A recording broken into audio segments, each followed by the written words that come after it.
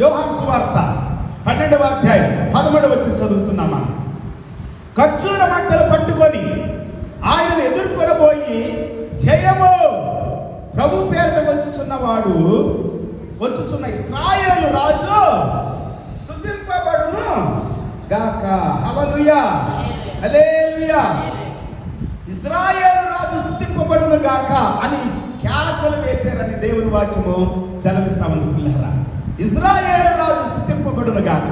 ప్రభు పేరిట వస్తున్నటువంటి ఇశ్రాయేలు రాజు స్తుతించబడును గాక. Took branches of palm trees and went forth to meet him and cried, Hosanna, blessed is the King of Israel that cometh in the name of the Lord. Hallelujah, hallelujah.